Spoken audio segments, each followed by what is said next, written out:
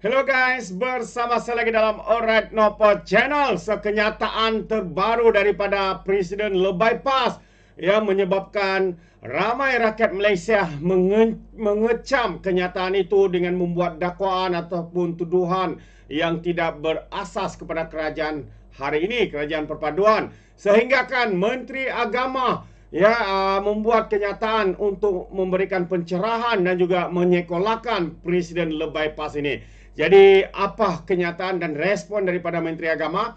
Ini yang menarik untuk saya kongsikan kepada anda sahabat semua. Perkara kedua, Sultan Selangor menzahirkan kebimbangan. Apakah isu itu? Mari kita lihat titah terkini Sultan Selangor. Jadi sahabat semua, sekali lagi tanpa buang masa, ayo kita bersama-sama untuk melihat kenyataan media ini. Tapi sebelum itu, jangan lupa juga untuk terus support Alright Nopo Channel dengan cara tekan butang subscribe, like, dan share. Mari kita ikuti berita gempak hari ini. Tindakan label Kerajaan Madani Jahiliah amat keterlaluan. Itu antara respon daripada Menteri Agama. Ini adalah kenyataan daripada Hadi Awang, sahabat semua. Jadi kalau kita lihat kenyataan media ini, Menteri di Jabatan Perdana Menteri Hal Ehwal Agama, Datuk Dr. Muhammad Naim Mokhtar melahirkan rasa kesal dengan sikap setengah pemimpin politik yang sengaja mencetuskan polemik terhadap konsep dan pendekatan Madani yang menjadi gagasan negara hari ini. Menurutnya, tindakan melabelkan pendekatan Madani sebagai Madani Jahiliah dan seumpamanya adalah amat keterlaluan dan mendukacitakan. Sedangkan hakikatnya, tambah beliau, konsep Madani yang diperkenalkan Perdana Menteri Datuk Seri Anwar Ibrahim adalah satu gagasan murni untuk mengangkat semula martabat negara. Katanya lagi, konsep Madani telah diterima secara menyeluruh oleh sarjana Islam sebagai bersumberkan Al-Quran dan Al-Sunnah. Dan katanya konsep Madani ini juga menekankan pendekatan pembangunan negara yang bersifat sumul, holistik dan komprehensif dari segi aspek rohani dan jasmani, katanya dalam satu kenyataan.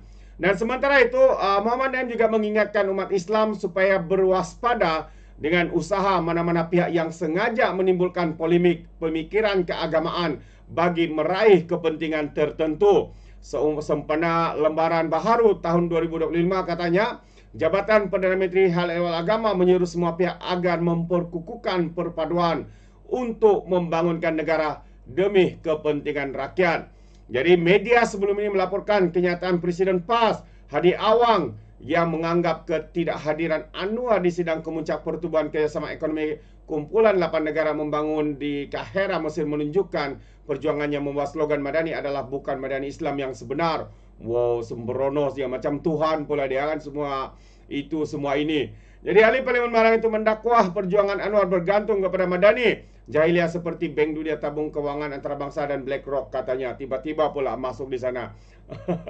Jadi banyak individu-individu telah pun membuat ulasan berkaitan dengan kenyataan terkini daripada Hadi Awang ini yang dilihat seperti tidak berpuas hati hanya kerana Datuk Seri Anwar Ibrahim tidak hadir di dalam perjumpaan itu. Sedangkan hakikatnya Datuk Seri Anwar Ibrahim sibuk dengan kerja lain, tetapi dia menghantar seorang wakil. Cukup dengan wakil, kenapa perlu meroyan lagi? Inilah kalau sudah usia di hujung usia tu, apa yang mereka selalu lakukan, meroyan dan sebagainya, menfitnah, menghasut dan sebagainya. Menggunakan apa? Menggunakan sentimen bangsa dan agama. Inilah pada pandangan saya yang dilakukan oleh pemimpin-pemimpin daripada parti PAS ini. Alright, perkara kedua, apabila Sultan Selangor menzahirkan dan juga bimbang dengan perbuatan membunuh karakter yang semakin berleluasa. Jadi itu antara titah terkini daripada Sultan Selangor. Apakah yang dimaksudkan oleh Baginda? Mari kita lihat titah ini. Jadi Sultan Selangor, Sultan Sarafuddin Idris Shah menzahirkan kebimbangan terhadap cubaan untuk membunuh karakter atau karakter assassination yang semakin berleluasa kebelakangan ini dengan niat untuk memberi persepsi negatif terhadap individu tertentu. Baginda bertitah, Jika tidak dibendung, perbuatan itu boleh membawa kepada lebih banyak budaya hidup yang tidak baik dan menjejaskan keharmonian masyarakat. Sultan Sarafuddin berketita, lazimnya perbuatan membunuh kereta itu hanya berlaku pada musim pilihan raya. Namun kini ia digunakan untuk memusnahkan kepercayaan dan seterusnya menjatuhkan individu tertentu. Wow, siapakah yang cuba dimaksudkan itu? Ya, orang cakap siapa yang makan cili, dia yang terasa pedas. Jadi beta ingin menasihatkan kepada rakyat, katanya, agar bijak menilai dan mengkaji terlebih dahulu sebelum membuat prasangka dan percaya dengan fitnah-fitnah yang terhasil daripada cubaan untuk membunuh kereta ini. Tita Baginda dalam putusan sempena Tahun Baharu 2025. Dan tita putusan itu dimuat naik di laman Facebook Selangor Royal hari ini. Dan dalam hal itu Baginda menyarankan sekiranya terdapat kritikan atau rasa tidak puas hati dalam kalangan rakyat, ia seharusnya disalurkan sebagai cadangan yang membina demi manfaat semua pihak. Jadi bersempena dengan Tahun Baharu 2025, Sultan Sarafuddin menyeru seluruh rakyat tanpa mengira bangsa dan agama, fahaman politik, menanam azam yang lebih fokus kepada usaha untuk membangunkan ekonomi, bekerja lebih kuat demi memajukan negara dalam semua bidang. Baginda juga tidak mahu ada pihak yang bertelaga, khususnya dalam kalangan pemimpin komuniti perniagaan dan penjawat awam yang tamakkan kuasa dan kemewahan yang dilihat kerap menjadi punca timbulnya fitnah jahat, adu domba, serta penyebaran maklumat palsu terutamanya di media sosial. Jadi pada Tahun Baharu ini juga beta mau rakyat sama-sama berazam membentras gejala rasuah pada semua peringkat dengan meningkatkan penguatkuasaan dan yang paling penting mengutamakan integriti dalam nilai-nilai kehidupan harian. Ingatlah, kata Baginda, bahwa sebuah tamadun boleh runtuh hanya disebabkan oleh rasuah yang berleluasa dan tidak terkawal, tita Baginda lagi. Jadi Sultan Sarafuddin turut mengingatkan mengenai kepentingan rakyat supaya saling menghormati, berfikiran positif, serta bersatu padu dalam usaha Malaysia menjadi sebuah negara maju. Tita Baginda, jika masih kerap bertelaga, pastinya usaha-usaha untuk memajukan negara apa yang mungkin dilakukan oleh kerajaan ini akan tergendala dengan rakyat terpaksa menanggung sengsara akibat keangkuhan dan sifat pentingkan diri sendiri oleh segelintir pihak.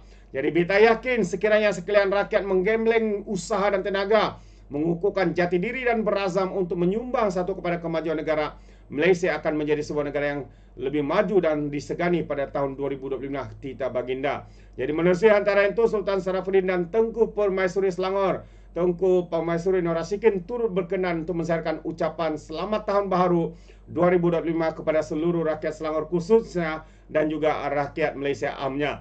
Jadi betapa beta berharap tahun 2025 akan membawa lebih banyak kemajuan dan kemakmuran kepada semua. Jadi itu antara titah Baginda Sultan Selangor, sahabat-sahabat semua.